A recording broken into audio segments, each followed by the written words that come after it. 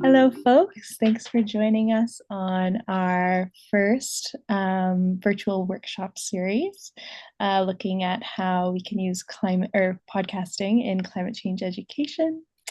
Yeah, today we have our first module out of three. We're going to give you a little scoop in on what those modules are going to look like in a second. But today's module is on storytelling, social change, and community-based approach. Yeah, this workshop series was created and facilitated by myself and Sheena. And the whole idea of the series is how can we use podcasting for climate change education, funded by the Accelerate grant. I'm going to hand it over to Sheena, and she's going to give us a land acknowledgement, and then we'll move into our first module. Thanks so much, Nat. I'm really excited to be doing this. A little nervous, but really excited to be doing this. And we'll talk a little bit about how this came about and about who we are and why we're doing these in just a minute. But I wanted to first situate our work within the context of the territory where we are residing on, where I'm residing on, and perhaps Nat can share about where the territory where she's residing on as well. So my name's Sheena Cameron, and I use she, her pronouns. And I'm situated in Mi'kma'ki, which is the ancestral, unceded, and unsurrendered territory of the Mi'kmaq people at St. Francis Xavier University. This territory is bound by the treaties of peace and friendship that were signed beginning in 1725 between the Mi'kmaq, Wolastoqey, and Passamaquoddy nations and the British Crown, and focused on maintaining peace between all nations without surrendering the inherent rights of the Wabanaki peoples to the land, to hunt, fish, gather, and earn a reasonable living. These treaties still govern this land, of which we settlers and Wabanaki nations are bound. And as treaty people, and for those of us who are non-Indigenous, as guests on stolen land, we commit to actions and building relations that honor these treaties with our Indigenous neighbors and all relations of this territory, including more than human relations, as well as the commitment to supporting Indigenous-led efforts for Indigenous sovereignty, resurgence, and land back. We recognize that acknowledging land is not enough, but that it is a small part in cultivating and writing relations with Indigenous peoples. Acknowledging territory and Indigenous peoples should be part of the larger context of genuine and ongoing work to forge real understanding and action to challenge the legacies of colonialism. Without action to confront and contest structures, institutions, and ideologies of settler colonialism and concerted efforts to create change that come alongside land acknowledgements, they become hollow reminders of settler privilege. As treaty people, these responsibilities remain with all of us, and we see these workshops as a way of enacting these responsibilities as a form of climate action and also as a form of recognition of the need for challenging and decolonizing the work that's happening around the issues of climate change and climate justice. So over to you, Nat. Thank you, Sheena. Yeah, I'm currently in Ontario. So I'm on the land of Mississauga of the Credit, the Anishinaabe and Chippewa, as well as the Haudenosaunee and Wendat people. I always really like starting the workshop with the land acknowledgement that Sheena gives because our work, I think we really try to root our work in land-based knowledge and understanding where we're coming from, and the land that we are doing our work on. So yeah, I'm really excited for today's module and excited to see the feedback that we get from people who are listening to our modules and participating. We definitely want to create a community of folk that are wanting to use podcasting in the classroom for climate change education. So I'm really excited about today and sharing some of our experience and knowledge with everybody. Yeah, maybe we can hit the next slide. So this is our first time doing an online virtual series. So it's new to us. We're going to be kind of learning as we go. But we've set it up so that there are three modules. Today, we're focusing on module number one. So, module number one, we're going to be looking at how to use podcasting for climate change education, looking at kind of like the storytelling side to podcasting, as well as using podcasting for social change and action, and looking at why we use a community based approach and why kind of our format of podcasting is maybe a little bit different from the podcasting workshops that you might find online or like YouTube videos and stuff. So we really try to make podcasting accessible. So we'll be talking about that today. Module number two, we're going to be looking more into like the hosting and interviewing side of podcasts. So what makes a good host, and how to organize and set up for an interview. And then module number three is looking at the recording and editing processes for podcasting. So it's a bit more of the technological side of podcasting, and some of those skills that I find like when folks come to our workshops are maybe a little bit more, um, lacking on the side of that skill based knowledge. So the recording and editing will be our last module. But yeah, I'm excited to just talk about learning how to harness the power of podcasting to create narratives around climate justice action. Yeah, I think the next slide we're going to Yeah, talk I about just I today. just wanted to add, Nat, that Yeah, we kind of moved into this format because we felt that it might be more accessible for folks to learn at their own pace. And also yeah. the first module is more kind of like theory based. And so for anyone who's kind of like thinking about these, using this in the classroom and kind of wanted to kind of situate themselves within the context of these concepts and approaches, and maybe using it, but not necessarily creating podcasts yourselves. Whereas the second and the third modules are more those practical kind of skills based, like you were saying that, and so that Mhm. gives those who want to kind of go on to continue to learn about that. And maybe it's even not yourself doing it, but maybe your students are interested in creating podcasts or you want them to do that kind of work. And so that also kind of gives you the information that you might need to support them in doing that as well. Yeah, exactly. Thanks for adding that, Sheena. And um, another nice thing about having the module format is that folks can kind of follow along at their own pace. They can kind of go back and use these workshops as a resource tool.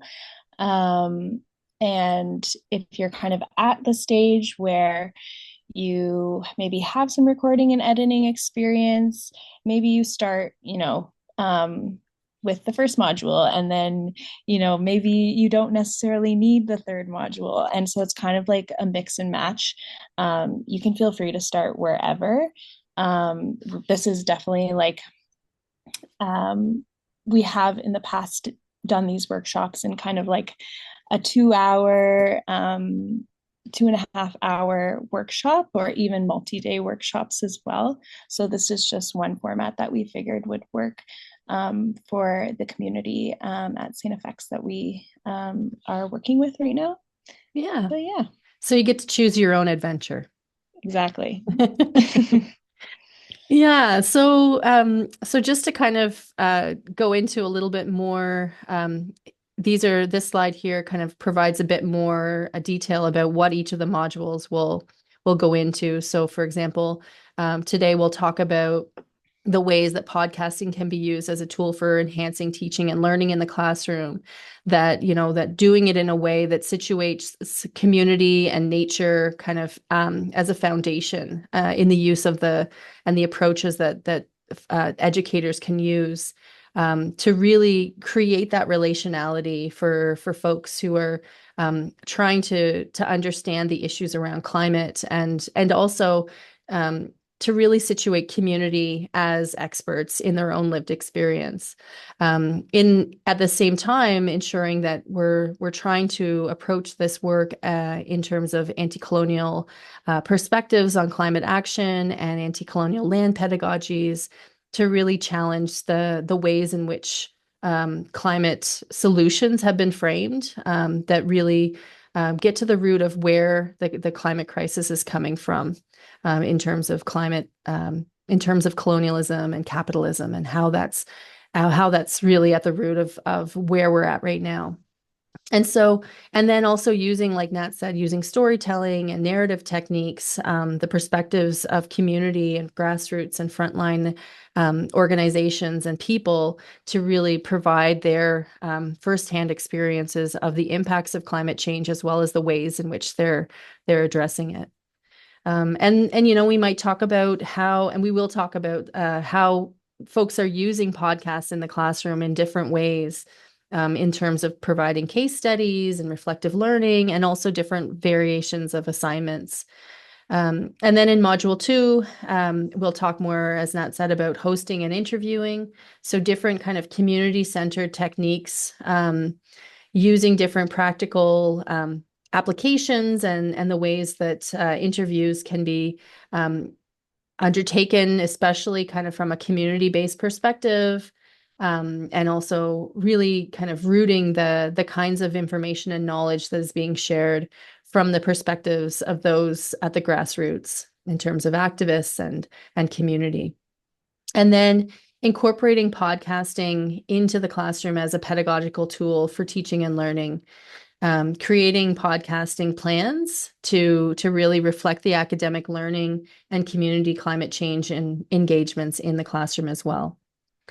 And then in module 3, as Nat mentioned, going into the skill of doing recordings and how to gather sounds, like quality sounds, but at the same time doing it in an accessible way that allows for anyone really to be able to use these skills and these techniques to share their stories.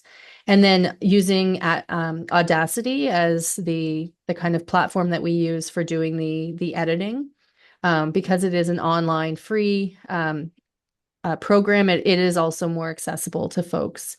So really kind of pushing back on that kind of elitism that sometimes comes from doing podcasting and the need for having these really expensive equipment that we've found, and especially in order to give communities the space to share their own stories.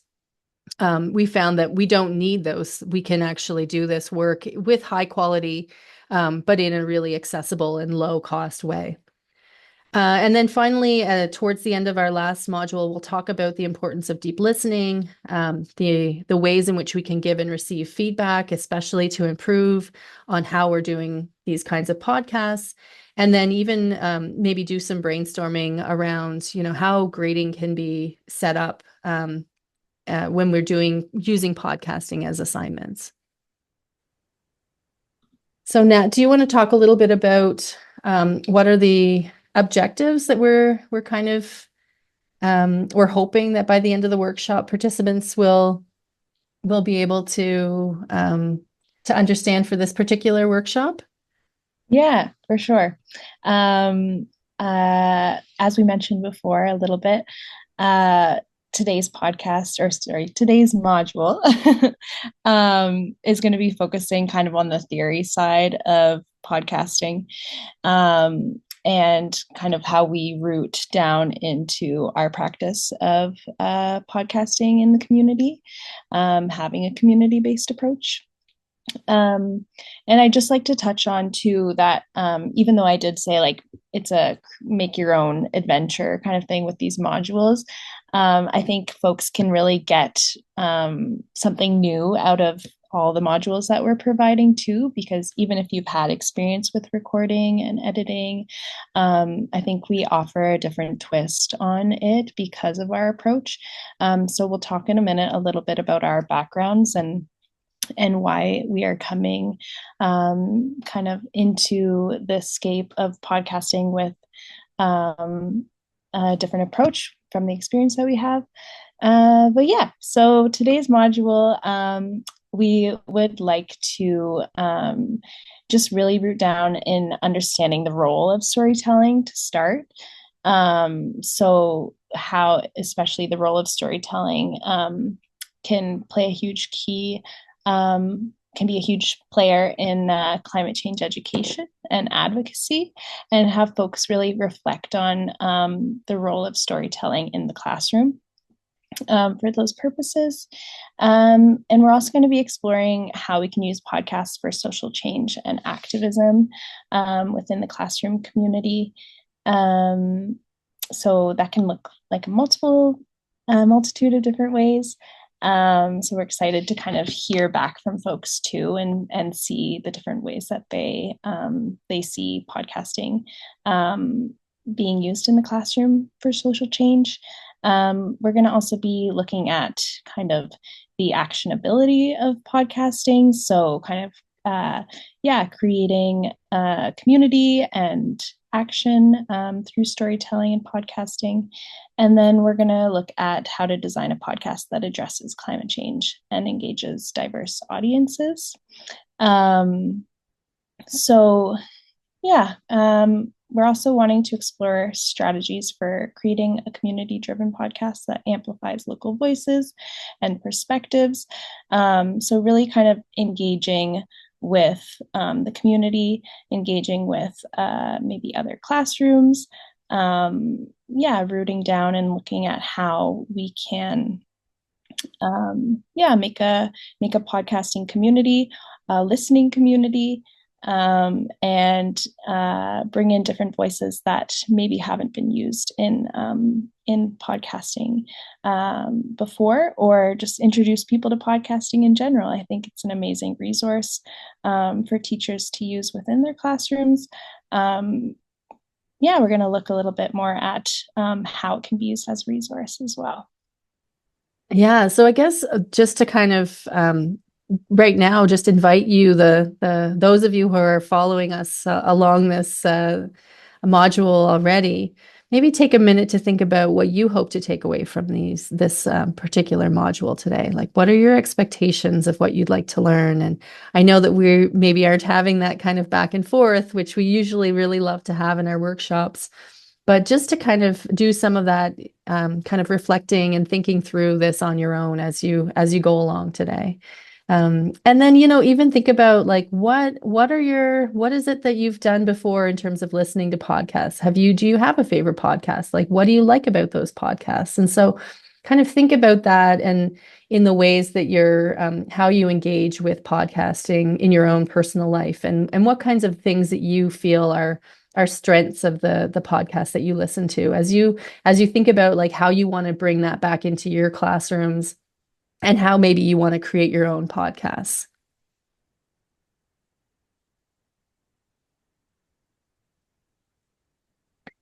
So so we also wanted to just kind of situate ourselves, and the work that we've been doing for many years in this area. And also to bring in the people, or the mentors and our teachers along the way, who have really gotten us to this point, because without them we wouldn't be where we are now, and we wouldn't have all of this incredible experience and knowledge, and have had these opportunities to be part of this work.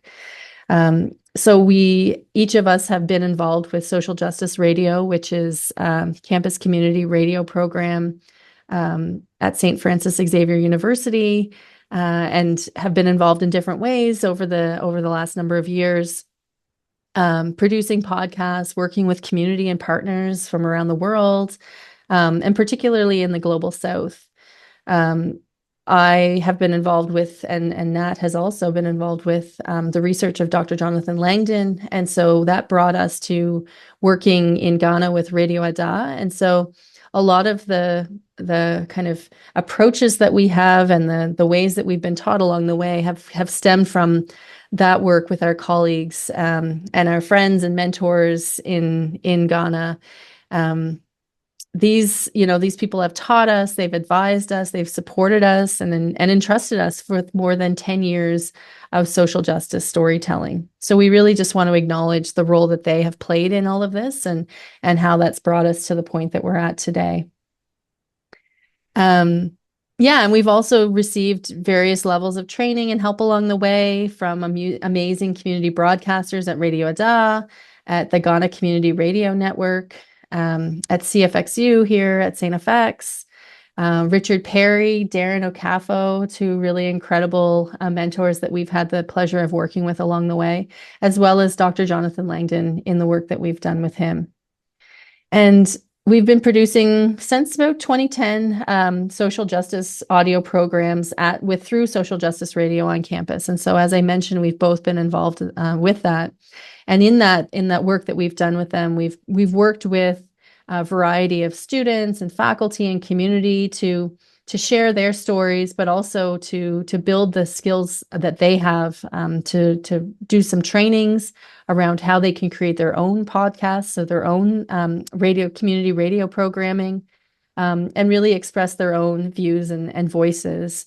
We're not situating ourselves as podcast experts by any means, but really we come to this and ground our approaches and experience of using podcasts in a way that amplifies the voices of those traditionally silenced or underrepresented, and to build the capacity of community members.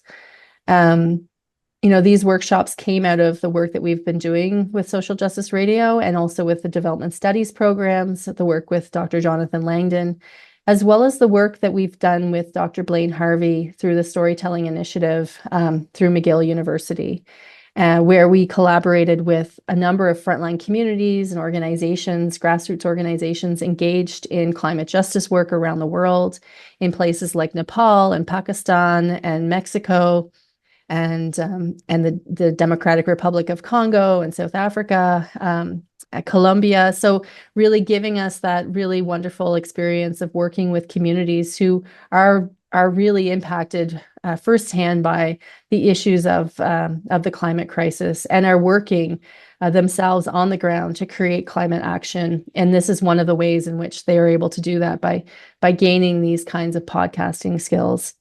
So it's because of so many contributors and supporters that we're here today, and we want to acknowledge them and bring their energies into this space.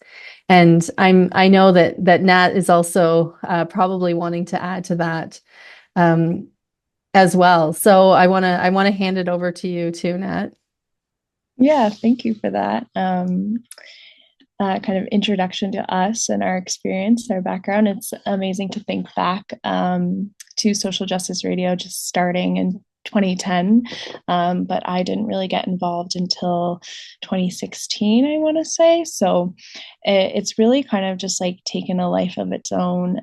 It's an amazing kind of entity, and source of just like beautiful social justice energy on campus that I think it's just amazing that we have a campus radio station at St. FX. And I love that there is still kind of like talk radio happening as well, and social justice radios continues to happen and involve new voices every year. Just to think back to the folks that I was able to engage with through hosting and producing Social Justice Radio for 4.5, 5 years. I think that even our students that we have shared these workshops with have become, in a way, just great teachers to us as well. I know personally, I just feel very touched to hear just new voices coming into the podcasting and radio scene in rural Nova Scotia and globally as well. Like you said, we've just had incredible connections with folks from all over. So I think we're continuing to learn more about podcasting and kind of figure out more ways to involve podcasting academically as well as just communally. And there is a beautiful community of podcasting, community radio, wherever you look, really. So it's really awesome that we get to tap into that and connect our listeners to this module series, to that network as well. Yeah, thanks, Nat.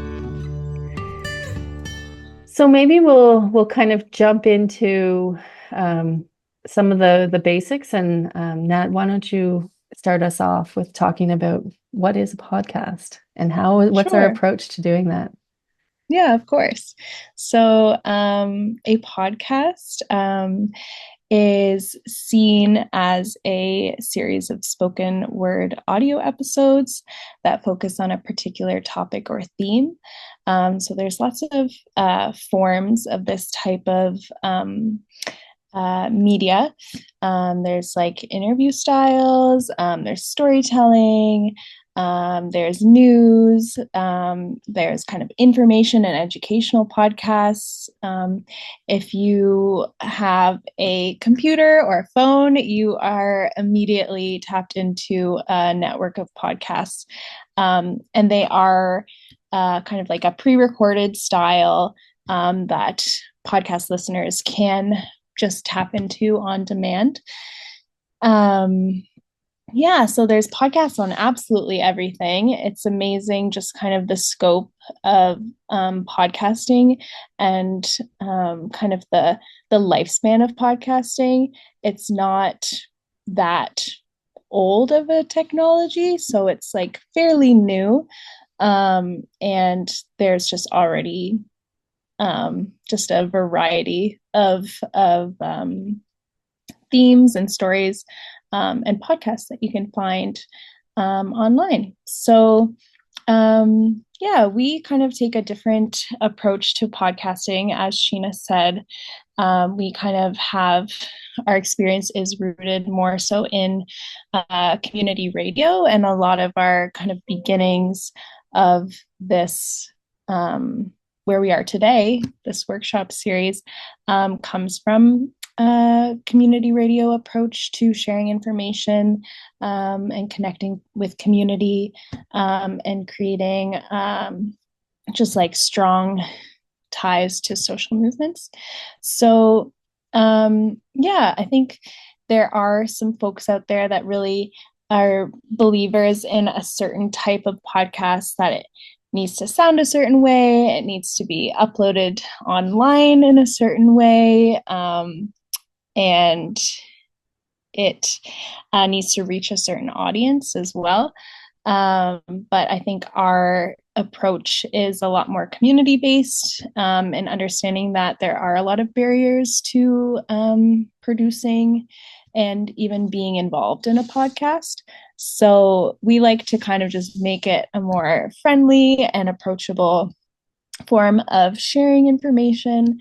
And we like to say anyone can make a podcast and put their voice into a podcast format. Yeah, we like to talk about how we can use our phones to record ourselves, or our computers to record ourselves.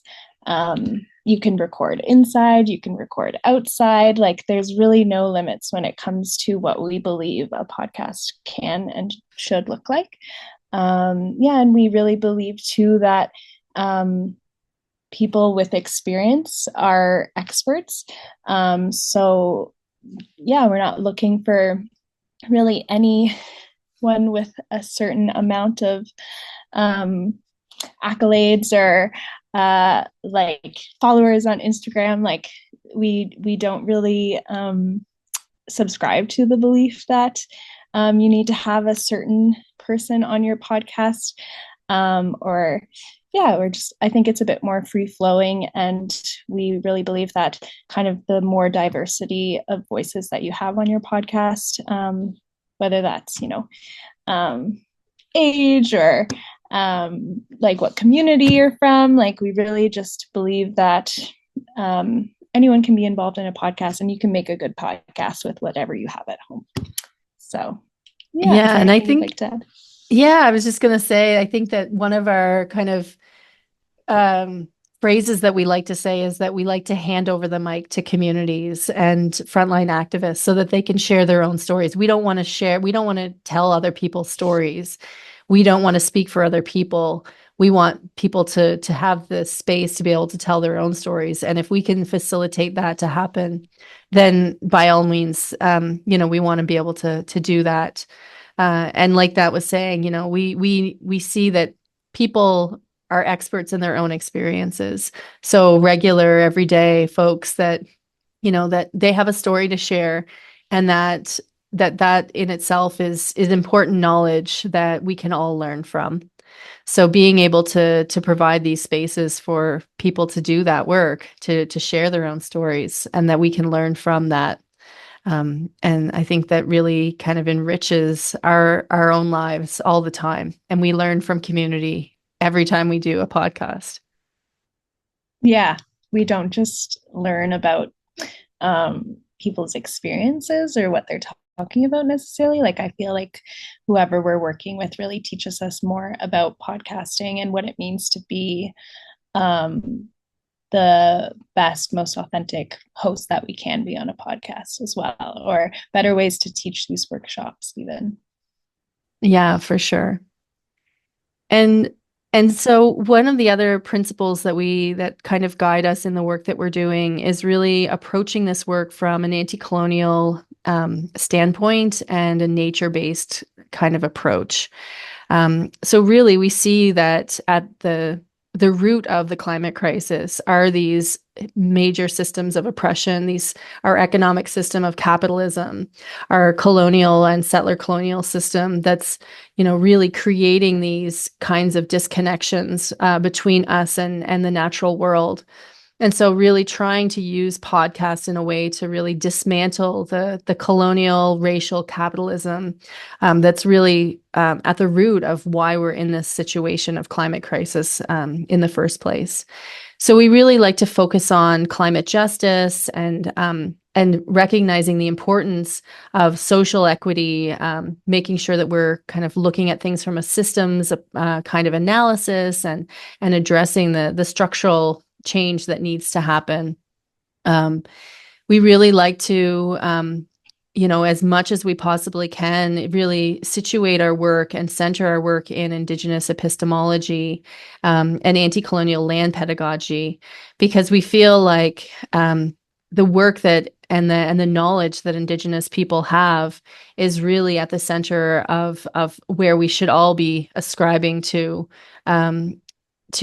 be in terms of our ability to address the climate crisis, not in a way of appropriating knowledge, but as a way of recognizing the wisdom and the teachings and the knowledge that we can all learn as a way of reconnecting with the natural world and even with ourselves.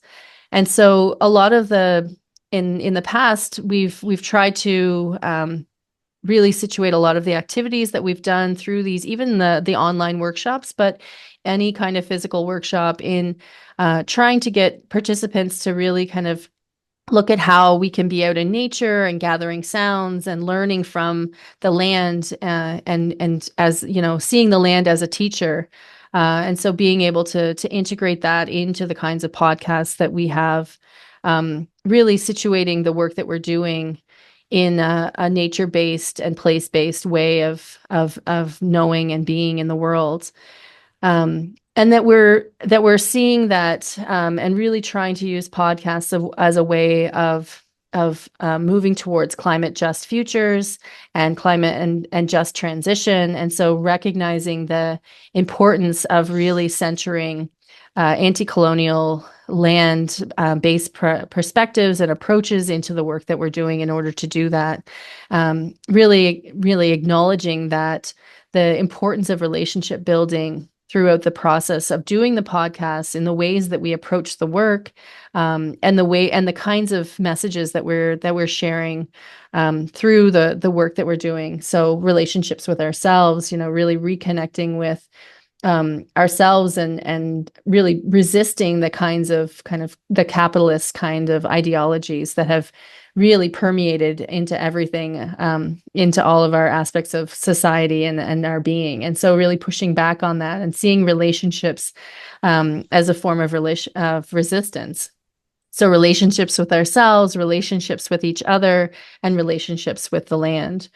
And we try to really situate this work also in using hope as a way of really guiding the work that we're doing, because And seeing hope as an action, that it's not just a concept, but it's like a way of really seeing the importance of enacting people and mobilizing people through the process of having hope for a different alternative way of life and an alternative future.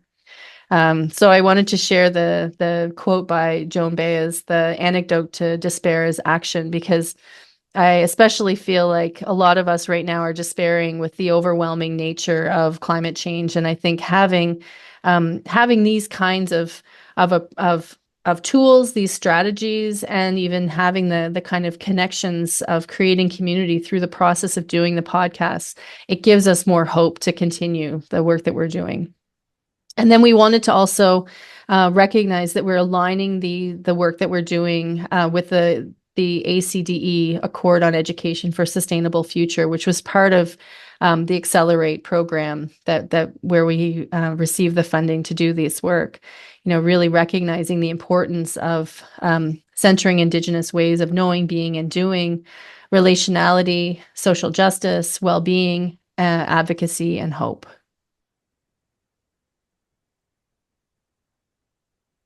That's great. Thank you, And Sheena. then, yeah. And so, Nat, did you want to add anything? I shouldn't have moved forward. I should have asked you if you wanted to add anything first. That's okay. I was just thinking about how using podcasts as research tools, which we'll talk about in a second, is just a really great way to kind of take steps towards decolonizing knowledge. And, this idea that, we can't use peer or community-based podcasts, community or locals from our community to inform the research that we're doing, or projects in the classroom. So I'm really excited to talk about that portion of the module when we get into talking about how we can actually make steps towards just the decolonizing knowledge in the classroom.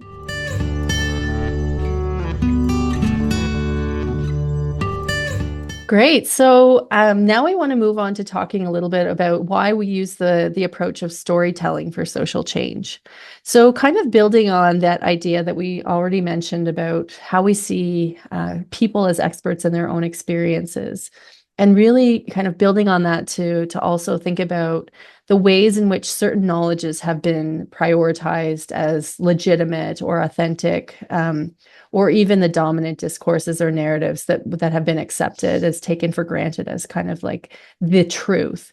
We really like to challenge that and kind of go on that idea of like whose knowledge counts and who gets to decide what is legitimate knowledge, to really, like I said before, hand over the mic to communities to be able to share their stories as experts in their own lived experience. And as Nat mentioned, in terms of the importance of diversifying the voices, because for the most part, we are not getting a diversity of perspectives about the climate crisis in our mainstream media. So in doing this kind of work, we really like to provide that space for a diversity of voices and from community, like I mentioned in the last part. And we really see stories as really powerful tools for educating people about climate change, because stories, they really do provide an opportunity for us to understand and build community and social cohesion that really brings folks together. That kind of personal element of, connecting through a shared experience or a shared perspective, but also going beyond that and seeing the kind of like person and the human behind the stories, that helps us to really expand on the kinds of understandings that we have about these issues. It really it helps to build empathy so that we're able to relate and understand with each other and the world around us. And it gives us an opportunity to look at how we can challenge power and the kinds of dominant discourses that exist right now, in the mainstream media, but also through kind of using stories as a way of creating meaning making. There's this really great quote that I really appreciate by Hampton and DeMartini that I love to share that says, and I quote, "Stories possess the power of meaning making. They shape how we engage with and make sense of our lives," unquote. And so we see that, that stories really create an opportunity for us to not only make those connections with other people's experiences, but to also push outside of our comfort zones in terms of the way that we're learning about the world, to really kind of give us an opportunity to even understand how our own political experiences or our own political nature is rooted in the experiences that we have. So by telling stories or by listening to stories, we're able to change our perspectives. We're able to expand on that knowledge, and we learn new things. We're able to realize new truths about ourselves and about the world around us through the stories that we tell, and the way that other people are able to share their stories. And we really do feel like stories also give us an opportunity to reimagine the world around us, and what the future might look like. Because I think that a lot of the time people kind of have this sense of like the inevitability of what's coming, and without having that space to really think about an alternative, or to push back on the current status quo. Through storytelling, we're able to see that there are other possibilities.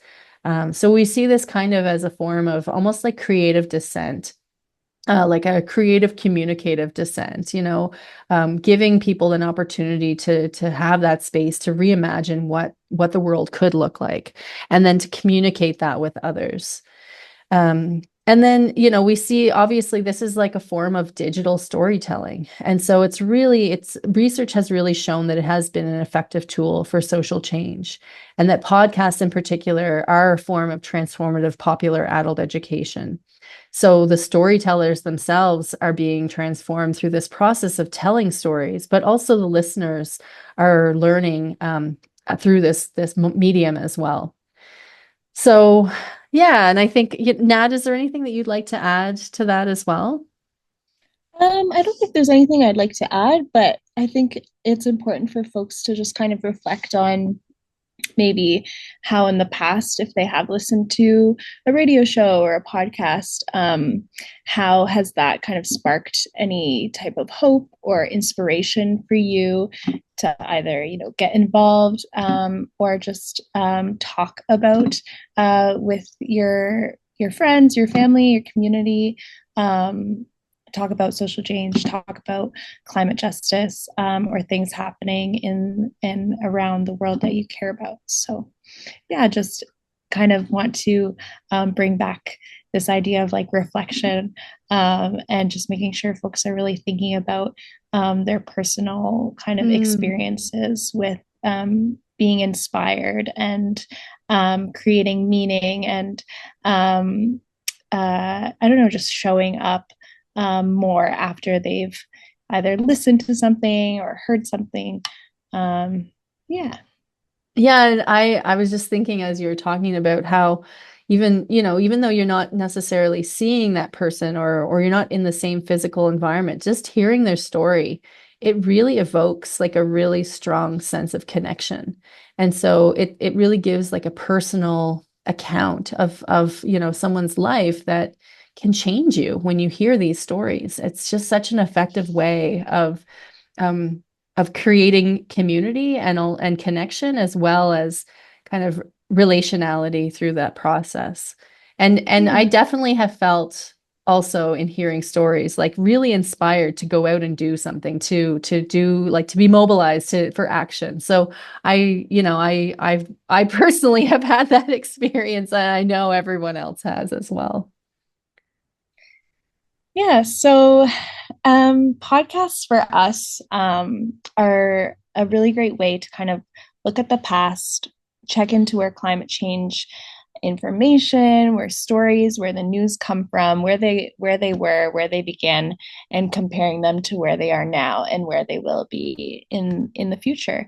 So yeah, I think just really understanding that um, when we're using podcasting for climate justice, we really want folks to kind of get outside and record what their surroundings are.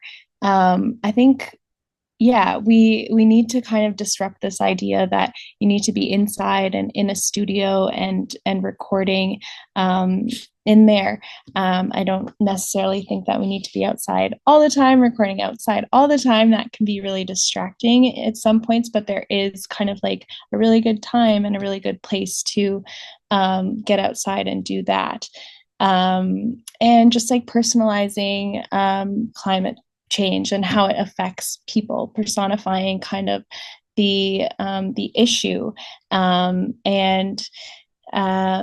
thinking about some of the climate justice podcasts that I have been listening to or that have been recommended to me. I think it's really the stories that kind of spark that inspiration, spark that motivation to create a change, and to speak up and talk to people about what's happening, and learning about stories that you wouldn't get from other sources. So there's so many platforms out there to be able to share stories of frontline communities working towards climate justice.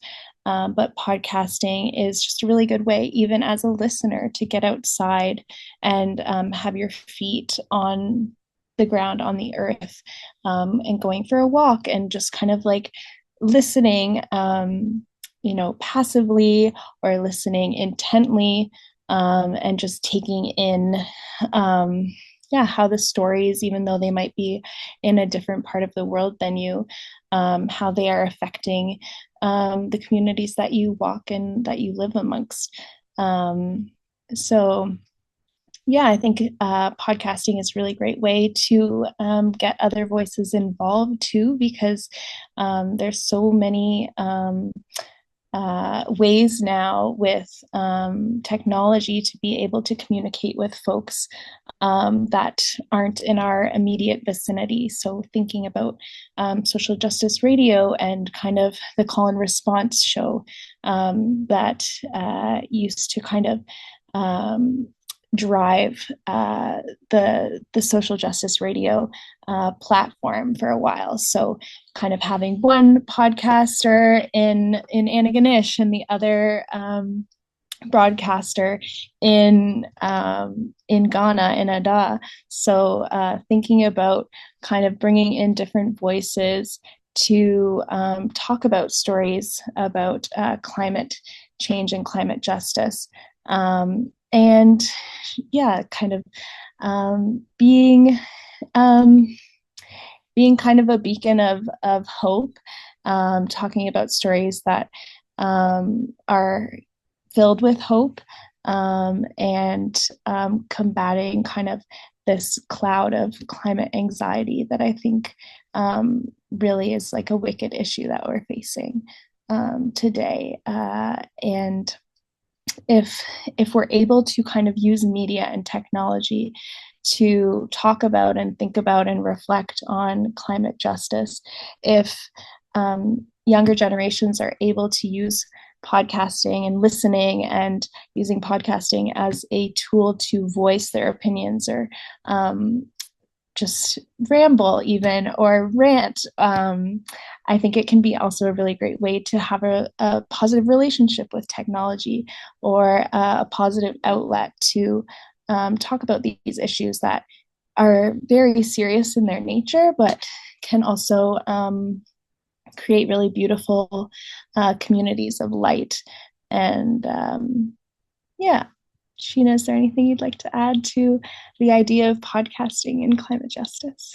Yeah, I was just thinking as you were talking, I was thinking about how um, a lot of the time the kind of dominant narrative and the discourse that's out there in terms of climate issues, it really kind of focuses on that like biophysical And it really kind of leaves it all up to the experts or like the politicians in terms of like what solutions can be had.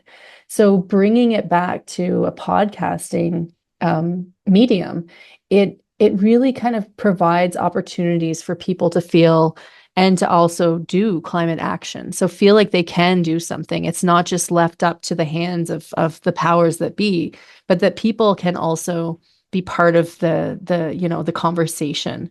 And so Mhm. it really kind of gives an opportunity for disrupting that kind of that dominant narrative that's more like technical and like expert driven, or that's like a from a like scientific perspective. It's not to say that it's more about challenging like what kind of knowledges are kind of the authentic or legitimate knowledges within this conversation around the climate crisis. And so it gives another like a space for people to also share their views, to share the knowledges that they have that are especially important in doing this work, because we need everyone to be involved in this if we're going to address the climate crisis. And we're seeing more and more that there is a more focus on the impacts on frontline communities, and but for the most part, if we're disrupting the kinds of like status quo, like for example, you think about COP29, and a lot of activists are really kind of banned from being and participating, or they're not given the same kind of space or legitimacy to share their views. And so having this, as a possible space or a medium to create those conversations and to share the different stories, I think really does create a different conversation around how we want to address the climate crisis. So when we think about like the discourse and how it's really determines how people understand what's going on with the climate crisis, and how if they have the ability to be involved. So by giving this kind of space for folks to have these conversations, to share stories and share about the ways that they are addressing the issues, it kind of gives more agency. It gives more ability to act, and it kind of prevents people from having that hopelessness and that like kind of feeling of paralysis, that there's nothing that we can do. Kind of gives that back to the community. Yeah, and not even just that. Like, I think that's such a powerful idea is that we can challenge ideas about things that we can do and become involved with when it comes to climate change. But also, just I think a lot of folks too believe and share, subscribe to the narrative and share the narrative that, oh, climate change doesn't really affect me. Um, it might affect somebody else, but it doesn't affect me. So, listening to stories about folks whose livelihoods were affected by climate change, or communities, uh, yeah, I think we can, by taking in that information, by listening to those stories, we might be able to more closely look at how it affects us and the communities around us, and share that information with folks that, yeah, it affects all of us. Yeah. So, yeah. Yeah, thanks, Nat. That's such an important part. Yeah. So, I'm really excited to kind of see what comes out of this series and see how folks are beginning to think about ways to incorporate podcasting in the classroom. There are definitely some ideas that we have had. I am not a teacher, and I have very limited experience working in classrooms, communities. So I have my own experience as a student. So I'm kind of speaking from that perspective. But we have worked with professors who have their own classrooms and are choosing to and looking forward to using podcasting in the classroom. So these are just some ideas that we want to share with folks who are interested and keen to begin looking at how podcasts might be helpful and effective in the classroom and the different ways that they can be used. So, yeah, I think kind of there's two groups of the idea of incorporation. One being kind of that creating and producing side, and then the other side being more of like a listener and having listener assignments, like assigning podcasts as almost readings or resources to push along our education and our exposure to climate justice and climate action work. So, kind of on the creating and producing side of the podcast, thinking about student-led projects. So having students research climate change impacts through an anti-colonial lens and produce their own podcasts. So folks who are following along with this module series, hopefully these workshops equip you with the knowledge you need and want to be able to encourage students to use podcasts as a way to share their work, share their ideas, and talk about their opinions. And then the other side of that as well is using podcasts as research tools. So having students use podcasts as a platform for gathering and synthesizing research. And yeah, giving permission and encouraging students to use cite podcasts as resources in their research.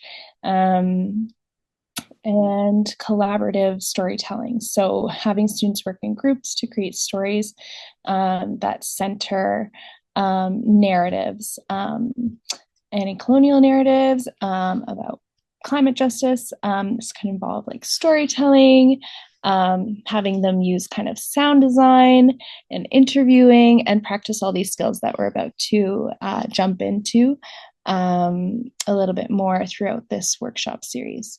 And then the other side of that being kind of like the discussion and reflection, the listening side of using podcasts in the classroom. So maybe listening to podcasts during class or assigning podcasts as take-home readings, assignments, and have them reflect and discuss in groups or on their own, and just connecting it back to what you're talking about in class and what's happening in the world. So I know that we're going to be sharing a bit of a testimonial from Sheena and from Alice Johnson, who listened to our workshop or had us come into her class a couple month ago now, I guess, and had assigned a podcast as a listening assignment,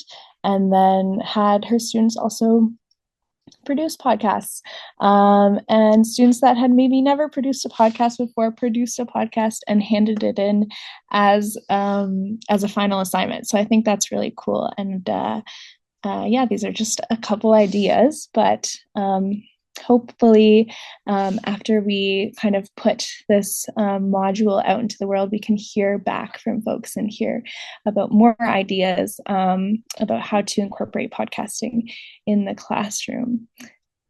Sheena, do you have anything to add? No, thanks so much for that, Nat. Even though you're not a teacher, I feel like you have so much experience because of all of the work that you've been doing in community-based education, and the work that we've been doing through this as well.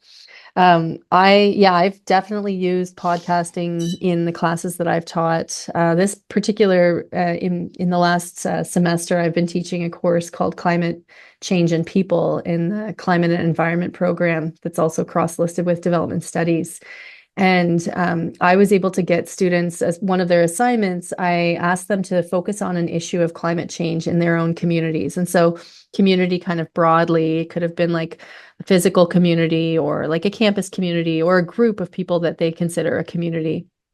And so giving them the opportunity to look at how that community is being impacted by an issue of climate change, and then encourage them to not only do some like research around some of these issues, but then even especially to kind of reach out to someone in their community that could provide them with like do an interview or have a story that came from them. that could be recorded and then incorporated into the podcast. And so having them kind of set the stage, create the context of like, what is the issue? And, why is it important? Having this kind of conversation with someone from the community that would really situate that experience and create a personal connection, and relationship building between those two people in that conversation and in this experience. But that also, gave them an opportunity to connect to the personal aspects of the issue and how it affects people's lives. And then having them at the end of the podcast to do a bit of a analysis and reflection, from their own experience about the issue and about doing the podcast. And so almost everyone opted to do the assignment. I initially had made it kind of a mandatory thing, but I realized that there were some people that just weren't really comfortable doing the podcast as the kind of the assignment. But Nat came into my class and we did a training with the students in my class, and there were 15 students in my class. And so there's about, I would say 12 students that decided to do the podcast, and they were amazing. And some of them we aired on Social Justice Radio. So we were able to do that kind of partnering as well to provide the airing of that. And now they will be hosted on the Social Justice Radio website as well. So students can go back and listen. And I know a lot of them really enjoyed the process of doing the assignment. They learned a lot. This was the first time that most of them had done this kind of production of a podcast.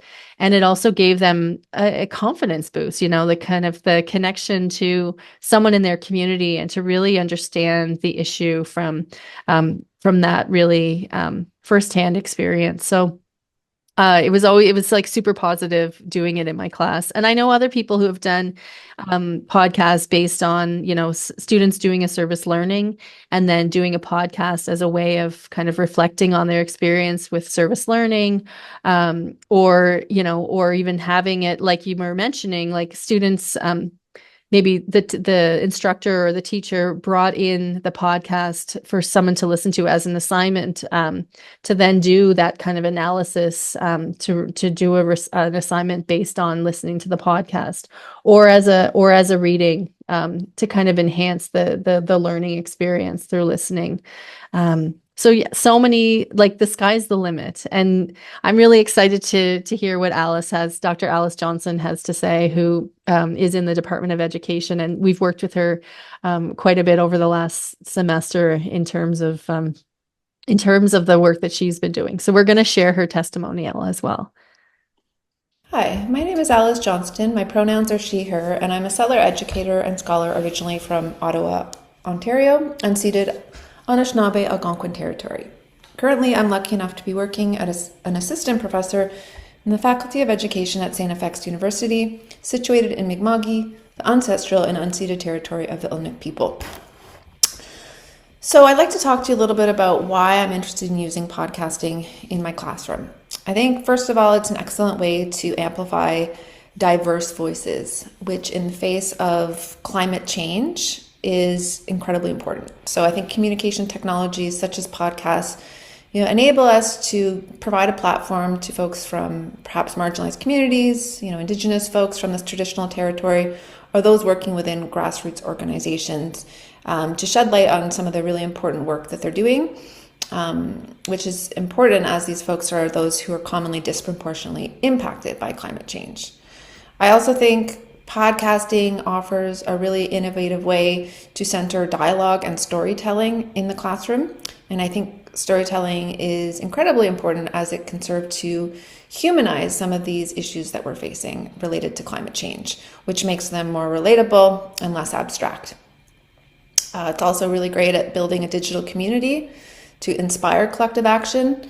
It's easy to feel really alone in our efforting when it comes to social and environmental justice issues, but through podcasting, we can hear about really cool, innovative things that are happening either within our local community or around the globe, which can inspire us to further action. And I think ultimately the sense of community that's created through podcasting can, challenge the sense of hopelessness, which, is easy to succumb to in the face of some of the negative news that we are inundated with in the face of these wicked problems created by climate change. So I think ultimately for me, I gravitate towards podcasting because it gives me the sense that they can help to generate hopefulness in my students. So I used podcasting this past term in an elective course I taught in the Faculty of Education, which is focused on environmental ed. And I was inspired by this particular assignment I used podcasting in by a friend and collaborator from Queen's University, Heather McGregor, who talked to me about her efforts with her teacher candidates at Queen's to help them to imagine and generate this sense of kind of swampy hope, both within themselves and within their students, that a more livable, just, and humane future is in fact possible. So inspired by this, I created an Imagining Futures Otherwise four-part assignment. In the first part, they had to share with me basically a place that they love, a piece of land. They had to explain why they care about it. They had to talk about the voices and perspectives of the non-human kin on this land. And then they had to talk about some of the profound changes that are coming for their place in terms of impacts to its ecological, social, political, and economic systems in the face of climate change. They then had to kind of reimagine ways of living on, being with, and connecting to this piece of land, inspired by some of the Indigenous ways of knowing and being that we learned about within the class. And they had to, drawing upon their five senses, describe what this otherwise future would look like. They had to couch that within their own definition of hope that rang true to them, and also talk about how they chose or would choose to inspire hope both within themselves and within their future students moving forward. They were able to share this all ultimately in a unit plan, or they were given the option of sharing it through a podcast. And I would say 99% of my students did choose to share this final assignment through podcasting. And I think it had a really powerful impact. One of those is that I noticed that the knowledge that they were sharing with me was much more holistic, in the sense that it was heart-centered. So they weren't just sharing cognitive ideas. They were sharing, their mind, their body, their spirit, and their emotions. I think I could also see that the students had a lot more fun in the assignment. They paired up to share their knowledge. And I also think it was excellent for knowledge mobilization. So at the end, I provided them with the option of, perhaps sharing their work on the course website so they could listen to each other's work. And I think a lot of students were excited about that idea, something that, had they shared their ideas in a traditional paper, perhaps they wouldn't have been. And lastly, I also saw that, with these podcast contributions, none of them were relying on the use of AI to share their ideas, but it was, coming from themselves in that holistic way that I found really interesting. So overall, I had a very positive experience integrating podcasting into my class, and I will definitely strive to continue to do so moving forward. So thanks so much for listening. That was awesome. Thank you, Alice, so much for sending in your voice note on, why you were interested in using podcasting in your classroom, how you did it, which I think was very cool.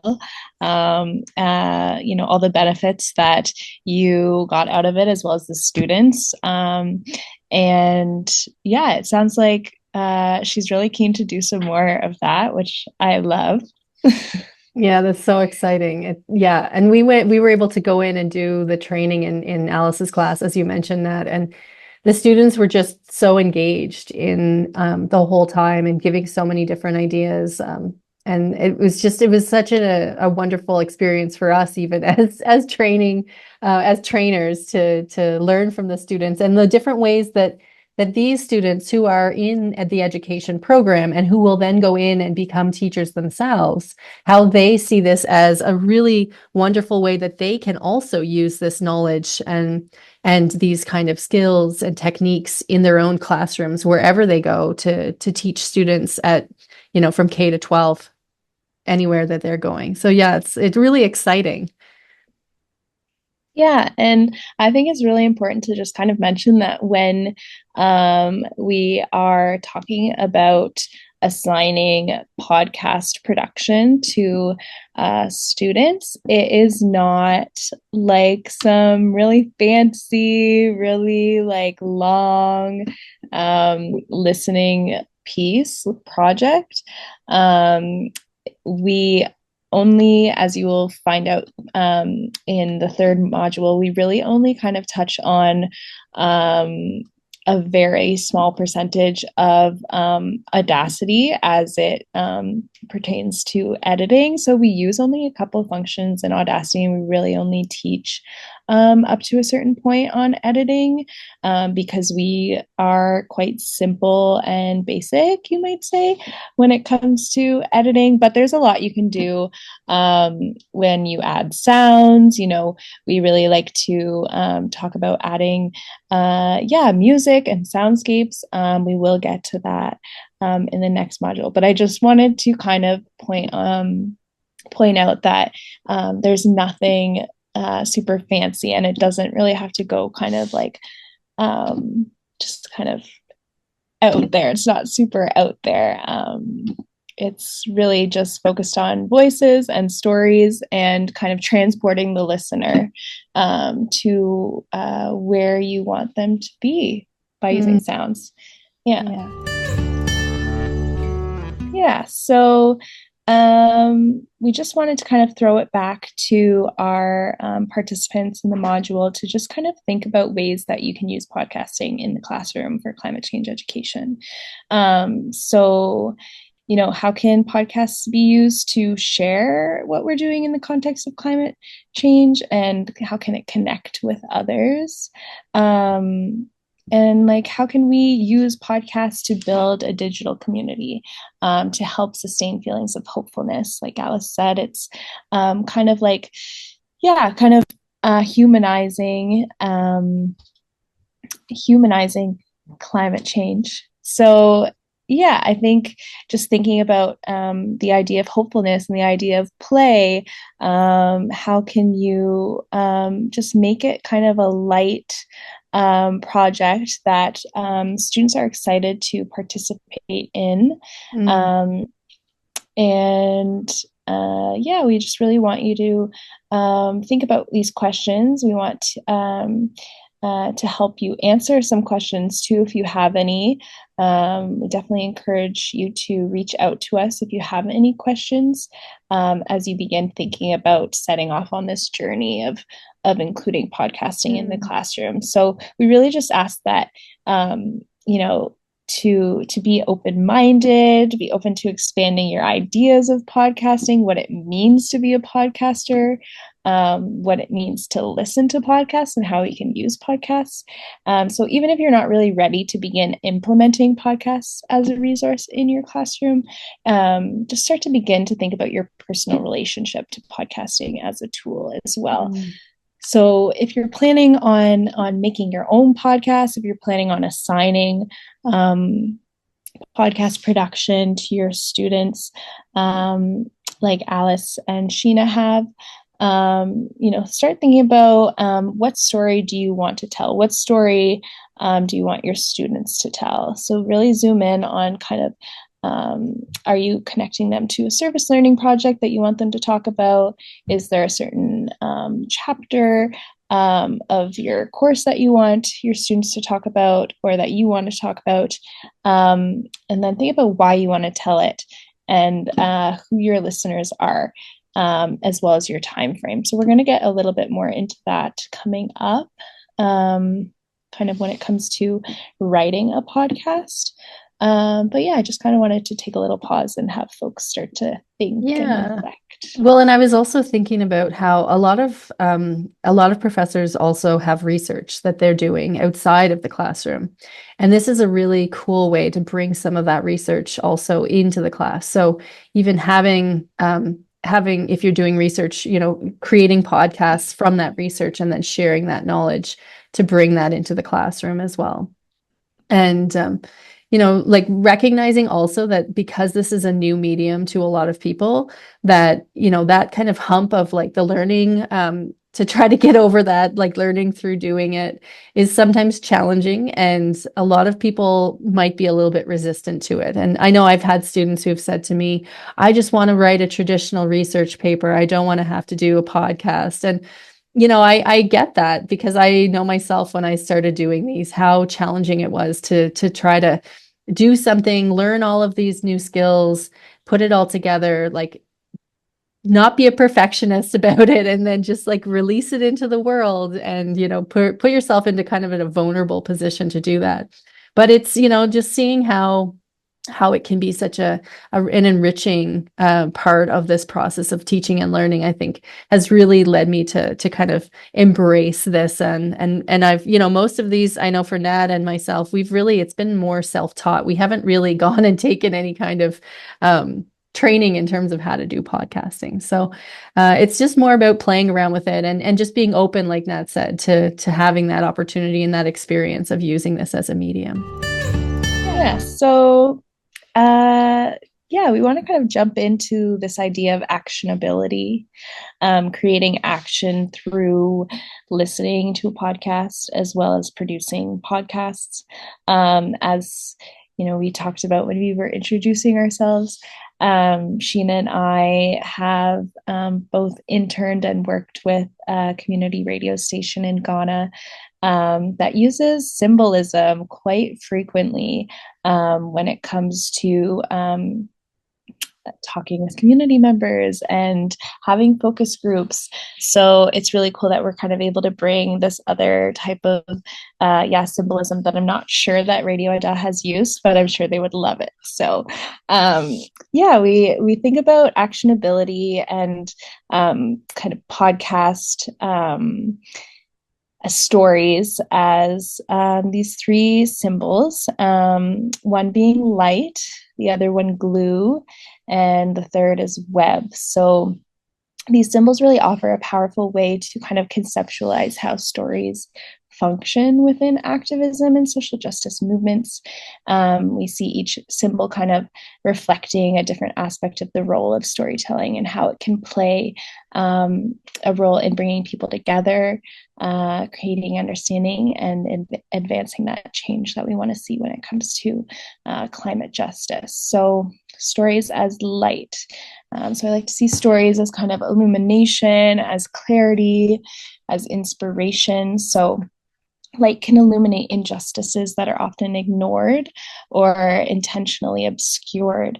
And it's also kind of the symbol of hope and possibility. So when it comes to listening to podcasts, assigning podcasts, we really kind of advocate for that idea of hope and that idea of possibility. You're going to hear us say that again and again. So in this case, the light also represents truth. And so we can see, truth as the antidote to misinformation and propaganda. So using podcasts and using stories within our podcasts to speak truth into people's lives and kind of create communities of truth and these like beacons of light when it comes to climate action. The second symbol being glue.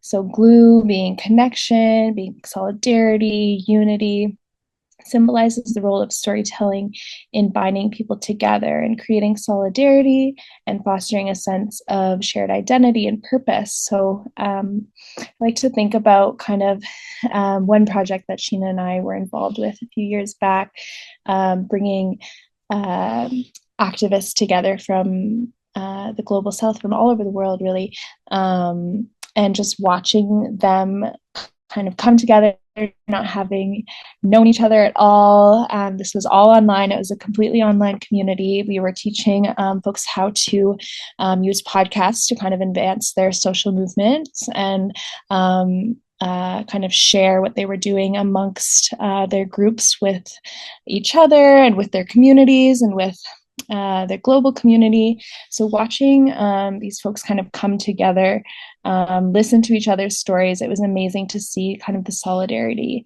And we've, I think, found that in almost every setting that we've shared our work in. It's just like watching people kind of unravel in front of each other and bind together and just create a sense of empathy and idea of like shared purpose too. So in activism, I really see stories as acting on like a sense of cohesion, that force that really unites individuals and groups and movements together. and as I said, like emotional bonds, they really foster a sense of belonging and community and strengthen collective action. So I think if you were to involve podcasting in the classroom, you could really see that kind of happening. Is like Sheena said, it's a really vulnerable kind of project to be a part of, and something that, yeah, I think might be scary and daunting at first, but if everyone kind of involves themselves and puts themselves out there, and even if it's just like a 5-minute episode, you will kind of create this sense of like playfulness and knowing someone a little bit better. So when stories serve as glue, they really motivate people to work together, and we've seen it kind of build this collective action towards shared goals. And I think that is really, really special, really cool. And then the last is the web. So, web for us is kind of this idea of like interconnectedness and collective power. The web symbolizes stories as acting as a part of like a larger complex fabric of like resistance and identity and solidarity. So as you know, webs are kind of made up of all these different strands, and like a web, I think social movements and activists and people that, yeah, really care about climate change, for example, that are part of social movements, they're all built from different voices and experiences, because climate justice affects us all. So storytelling weaves these voices together and kind of creates a powerful network of resistance. So yeah, I think you can find stories in podcasts that kind of contain one of these symbols or all of these symbols. And this can even just be like a question that you can throw out to your students if you decide to bring podcasting into your classroom. Ask folks, share this metaphor. Does this story serve as light? Does it serve as glue, or does it serve as web? So yeah, Sheena, do you have anything to add to thanks. the actionability? Yeah, thanks, Nat. I think I always appreciate when you bring this up, because I feel like it's like using stories that enable that kind of mobilization of people through the connections and the relationality that happens in sharing stories and in doing this kind of work together. We all see that despite our differences, there are so many other and more things that are common that bring us together and that create that sense that we can do something, that we're more powerful together, and it really pushes back on the like isolation that comes from a lot of the things that are happening in our lives. So yeah, I just feel like doing podcasts, making podcasts, sharing podcasts, all of that, it does all of those things.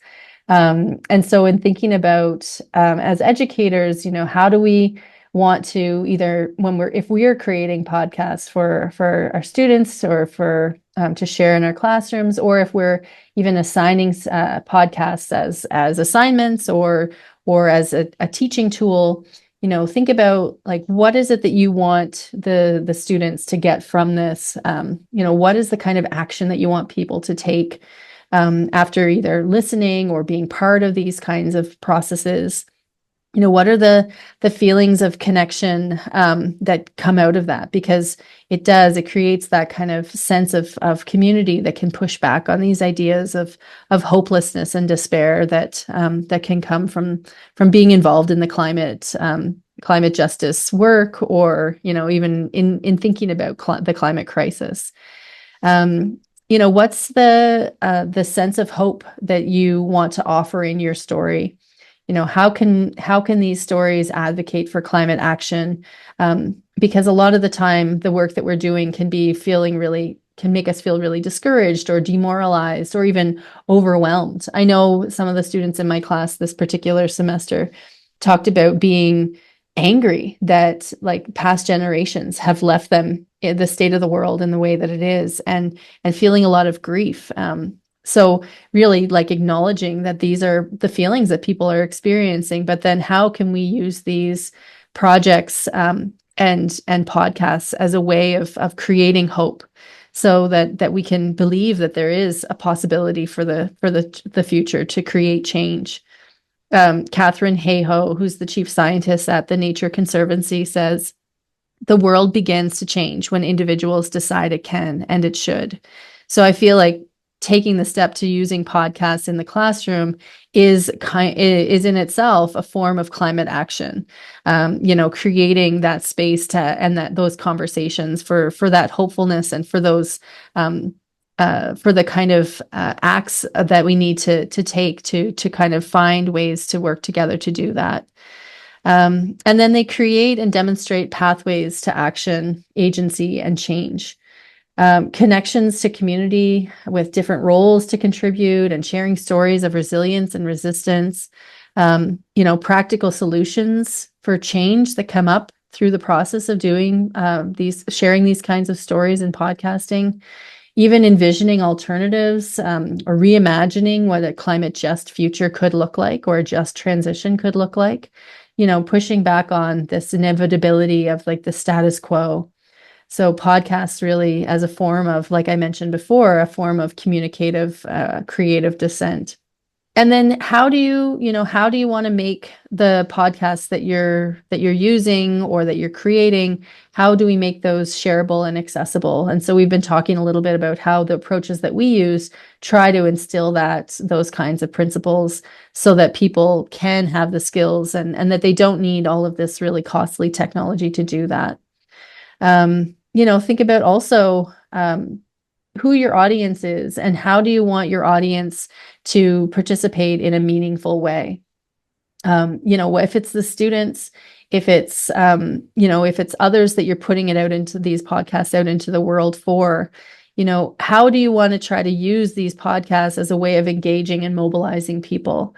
One of the really wonderful things that I talked about a lot with my students this past semester was that, thinking about how to do this work, how to be engaged in the climate crisis and in doing climate action in ways that bring you joy. Not thinking that you have to take on all of the things, but recognize that there are things that you're doing, that there are gifts that you have and talents that you have, things that you're already involved in, or things that you could get involved in. As ways that could be ways that you could contribute. So creating spaces to having those conversations so that people feel a sense of power, that there is something that can be done, and that you're kind of using podcasts as a way to give people that sense that there is a possibility to do something and not to just feel paralyzed by the intensity and the amount that needs to be done in order to tackle the climate crisis.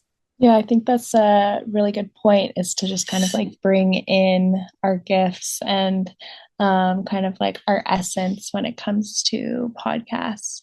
Yeah, I know for me, kind of things that I don't really like to do, that I kind of drag my feet and I'm like, I don't want to talk about this, or I don't want to do this task. Like, I'm a farmer, so I work on a vegetable and flower farm for part of the year.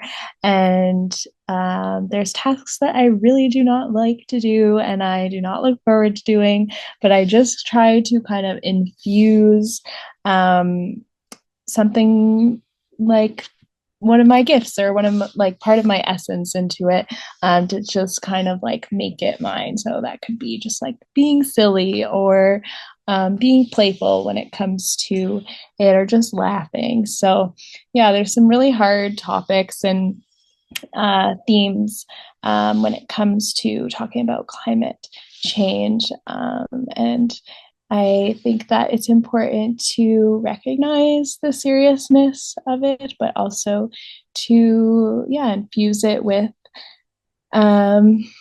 light.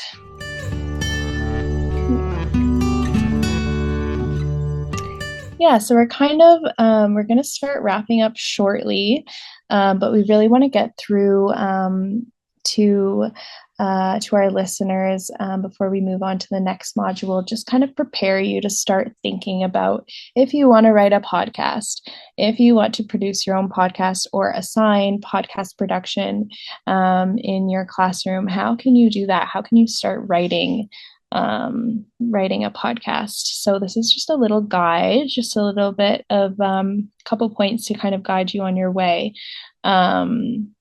The first being thinking about your big narrative versus your smaller messages. So the big narrative kind of refers to the larger overarching story, the theme or the purpose that drives the podcast as a whole. In a podcast about climate justice, the big narrative might be about kind of the ongoing struggle for global climate action. And the podcast could maybe tackle different aspects of this issue, such as the history or the policy or different personal stories, activism stories, and different cultural shifts across multiple episodes.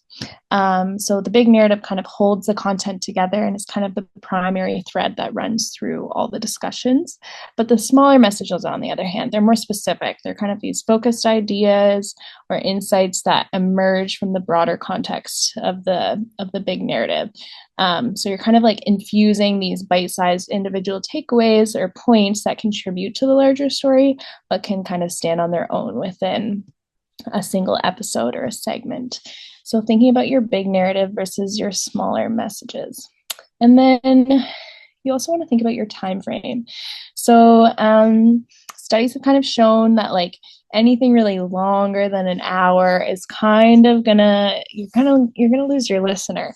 So we want to kind of, think about maybe 20 minutes to an hour. I think 40 minutes is probably the sweet spot, because too short, you're going to feel maybe a little rushed. You might not get all the information that you want in there.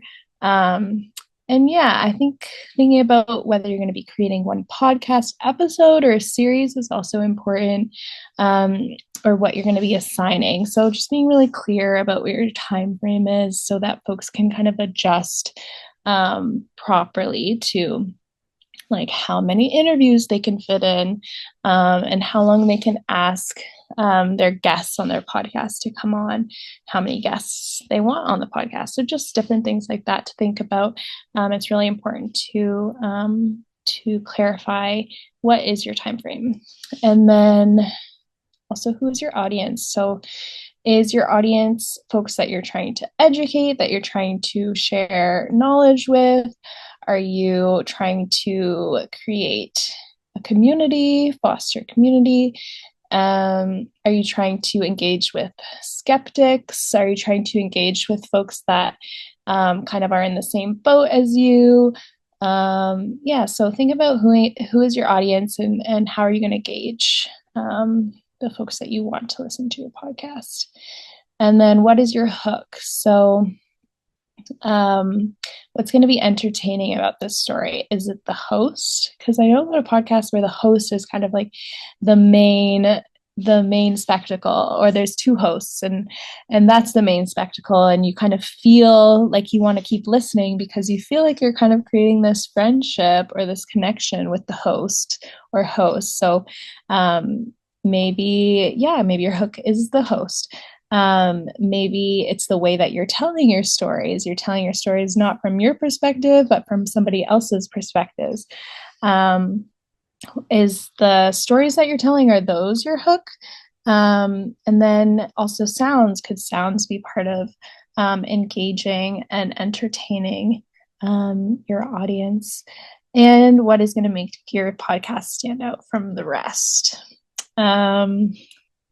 Last but not least, who are the characters? Is the host a main character, as I said, or do they take a back seat and let the guests kind of have center stage? I've heard podcasts where kind of the host is edited out and you're just kind of listening to the guests. So thinking about that, how much you want to be involved if you're the host.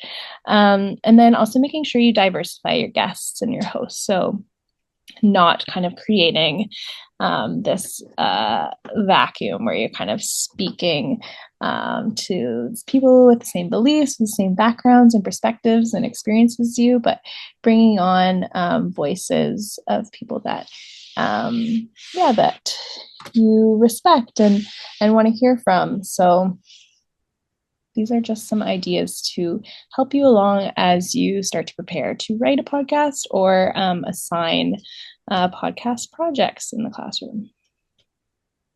Thanks, Nat. And I'm sure that a lot of you have, in the work that you've been doing, or, maybe if you've done any kind of like creative writing project or anything like that. And even if you can just think about the way that you tell stories, something that's happened in your life and the way that you tell the story to try to get people thinking about, or even to keep people engaged. But then also, how do we leave stories? Sometimes we use the narrative arc as a way to kind of think about the natural flow of the way a good story kind of presents the information and keeps the listener engaged. So, you think about, what makes a good story. Looking at the narrative arc, we see the way that there's like the natural rise and fall of a story, with the beginning of the story, the inciting incident, the rising action, coming up to the climax, where kind of the thing that really piques people's interest, or the main issue that's really at the heart of the story, and then the falling action and the resolution. Is there kind of thinking about that? We see that there's this underlying pattern that outlines a lot of these natural stories that we tell. You wouldn't tell a story and then stop at the climax, at the heart of the story, and then not really kind of give some wrap up to the story and leave the person that you're telling the story to without the final conclusion of what happened or anything like that. But we think about, when we're telling stories, that it is quite different than just discussing a topic. So when we're using storytelling for our podcasts, using the narrative arc as a kind of a guide to help people along the way, to think about how do you include all of these different elements into a natural flow of the way the podcast could be framed. Instead of just, a series of events or like a number of facts strung together. This creates more of a natural way to keep the listener kind of along the path of understanding from a kind of a story-based perspective. So, we can also think about if we're talking about the different elements. At the beginning, that would be the time where you would kind of expose your audience to the basic information that they might need to feel hooked by the story.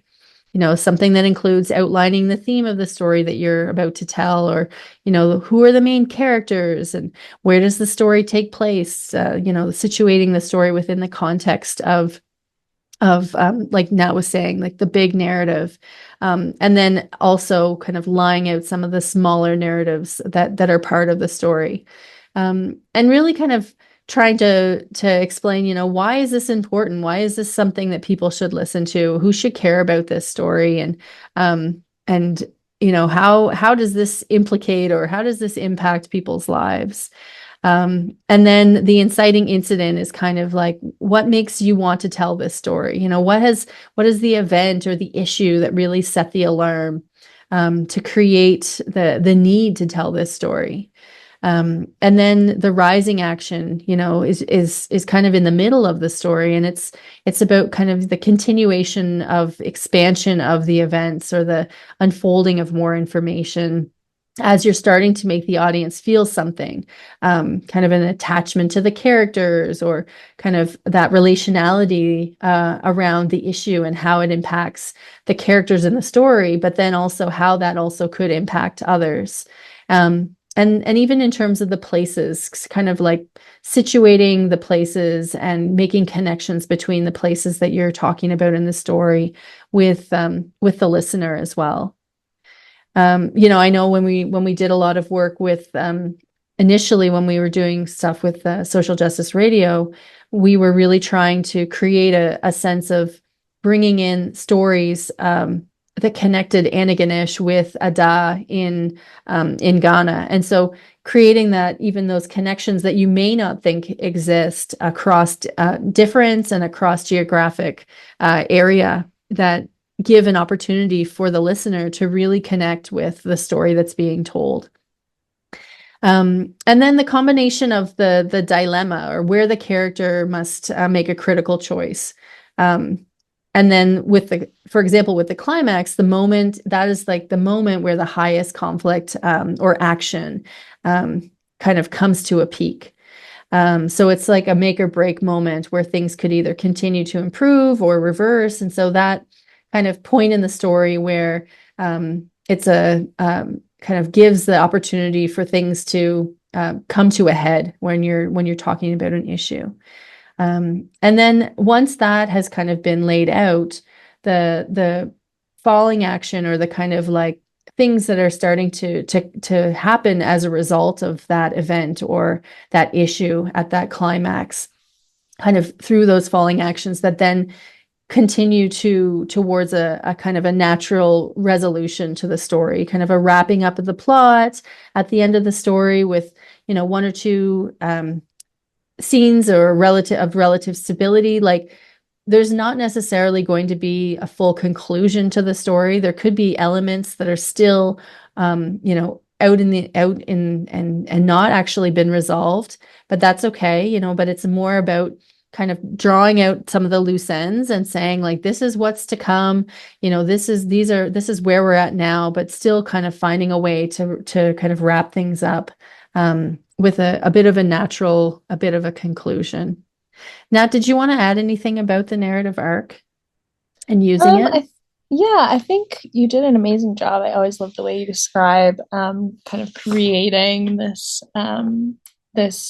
arc in the story, and just kind of describing the different parts of it. But I want to also just kind of mention that this can happen within one episode, or it can also happen within like a series of episodes. So I really want folks to either think about the podcast that they listened to in the past, or go and listen to a podcast, an episode, or a series, and just look for that kind of tension, how it rises, how it falls, where it happens in the story.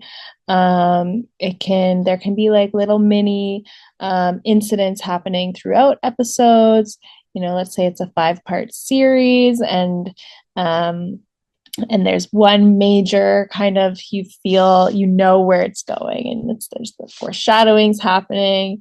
The incident is kind of like leading you there. It's showing you what's going to happen, and then it finally happens. That might not happen till like the middle of the series, or you might have little kind of incidents happening and actions happening. But then there's that kind of like that one resolution that happens at the end. So it just kind of depends on what take you want to have on your own podcast. But I think the host is really the main character, the main driver behind making sure that narrative arc has that kind of rising and falling. I'm excited for the next module that we're going to be talking a little bit more about hosting. If you have any questions about the narrative arc, or anything that we've talked about in this workshop, in this module, feel free to send it to us. This is kind of the end. We're closing up our first module. So we want to send you away and just kind of plant the seed, have you thinking about how do you envision using podcasts to educate and inspire change about climate action in your own community, in your own classroom, amongst your friends and family. And I'm really grateful for you folks who have made it to the end of the first module. the next module, which we'll be recording after this. We're going to look a little bit more at the practical skills of creating your own podcast for yourselves or for your students, so you can learn how to share this knowledge with them. So hosting and interviewing, those are kind of going to be the main ideas of the next module. And then after that, we're gonna go into recording and editing, how to use Audacity, how to use your phone to record. So yeah, if you have not heard of Audacity, it is a editing platform that is for free. You can download it on your web browser or on your computer. So there's Mac versions and Windows versions. So you're not going to need it for the next module necessarily, but we're going to prompt you then to download it. But feel free to get ahead of us and download it now. Yeah, and if you have any questions, if you're having any troubles with downloading anything, or yeah, you want to talk to us, if you want some mentorship when it comes to thinking about how you can involve podcasting in your classrooms, reach out to us at our business email called for openairpodcasting@gmail.com. If you already have connected with us personally on our personal emails, you can continue to do so. But yeah, thank you so much for sticking with us. And I'm excited about this journey of these virtual modules. I think it went pretty well for our first time kind of recording without participants, because we have done online workshops, but it has been a bit more kind of like back and forth. So yeah. And Yeah. thank you, Tina. Yeah, thank you too, Nat. Hopefully this starts folks thinking about how you might be able to use podcasts in your courses for climate change education, and thinking about the use of stories and storytelling as a form or an approach, really bringing in community voices and getting students engaged in making those connections to community in doing this kind of work. And especially, using it as a way to encourage students to reconnect with nature and reconnect with the land, and really kind of rethinking the ways that we've been looking at the climate crisis. So I'm so grateful for anyone who's who listens and feels that they've taken something away from this. And we're really excited to have any of you join us in our future modules. But definitely reach out to us if you have questions or you need some support, and want to have, or even give us comments and feedback about how things went. We'd love to hear from that as well. So thanks a lot, everyone. And we'll see you in module 2.